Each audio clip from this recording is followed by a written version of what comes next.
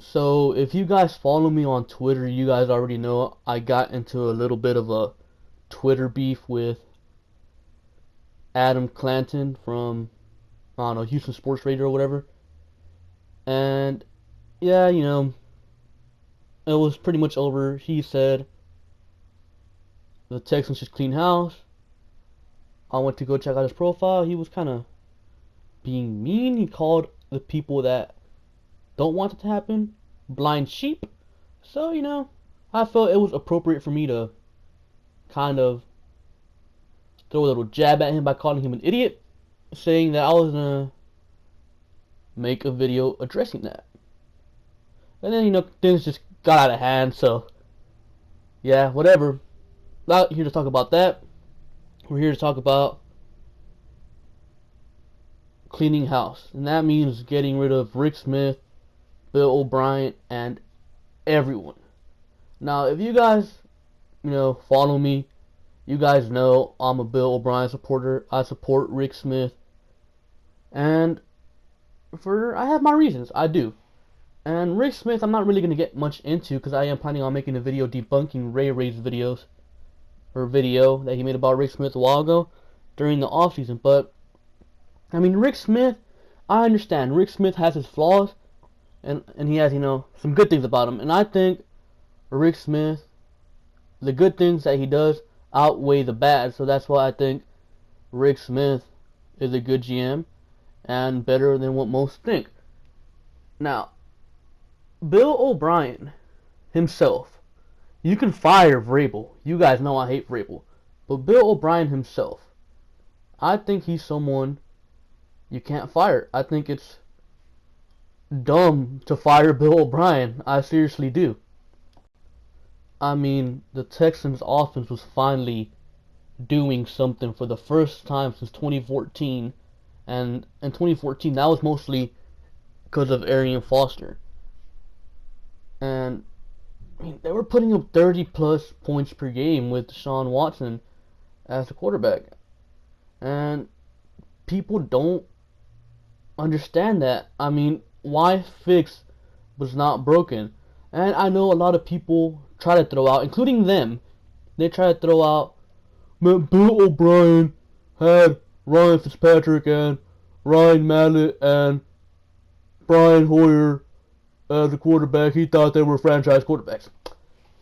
Are you seriously that dumb to actually think that anyone out there believes Brian Hoyer, Ryan Mallett, or Fitzpatrick are franchise quarterbacks?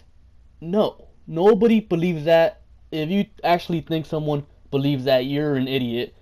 And there's not much else to be said about that. All Ryan Fitzpatrick and Brian Hoyer and Ryan Mallett, all they were just stopgap quarterbacks. They were just there to fill the place until the franchise quarterback got here. Rick Smith and I guess Bill O'Brien thought Osweiler was the answer, but he wasn't. So now Watson is here. So how is that a problem? Do the Texans have a franchise quarterback, yes or no? Probably. Because I'm not going to say yes. I'm going to say probably because, Houston sports, bad stuff always happens. So I'm going to say probably. Probably have the franchise quarterback.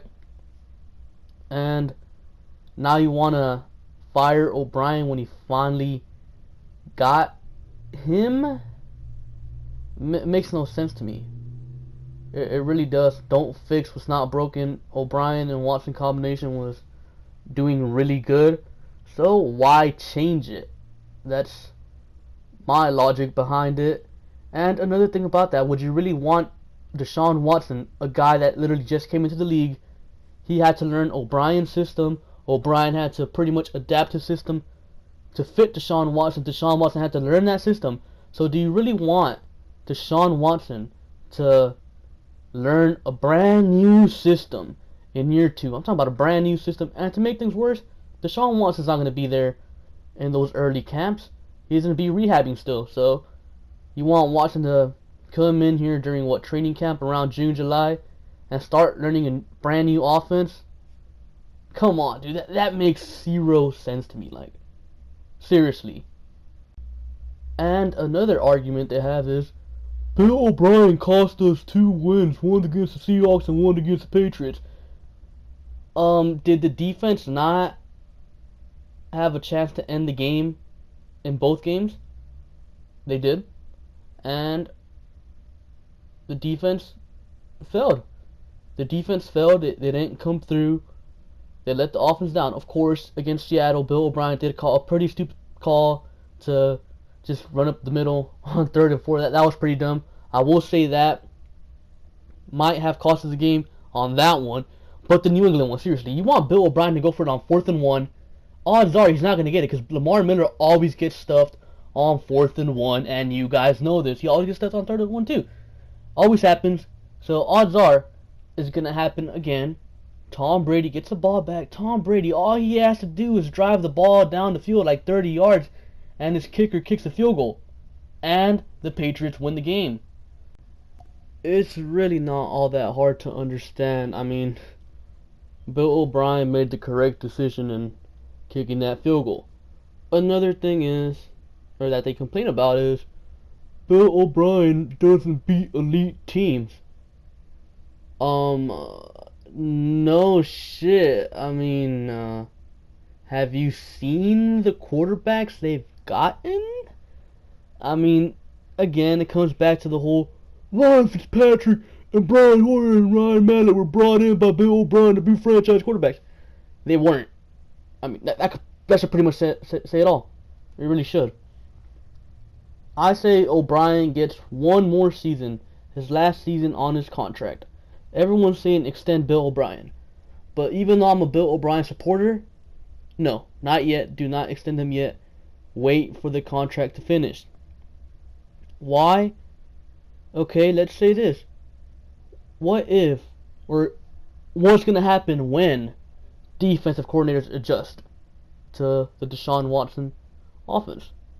We have to wait because we only got to see Deshaun Watson for 6.5 games. So defensive coordinators didn't really get an opportunity to really try to shut him down. So we still have to wait to see how they adjust. And another thing about Bill O'Brien that I think makes him a good coach, that really means we should keep him at least for one more season, is the fact that Bill O'Brien always takes the blame no matter what.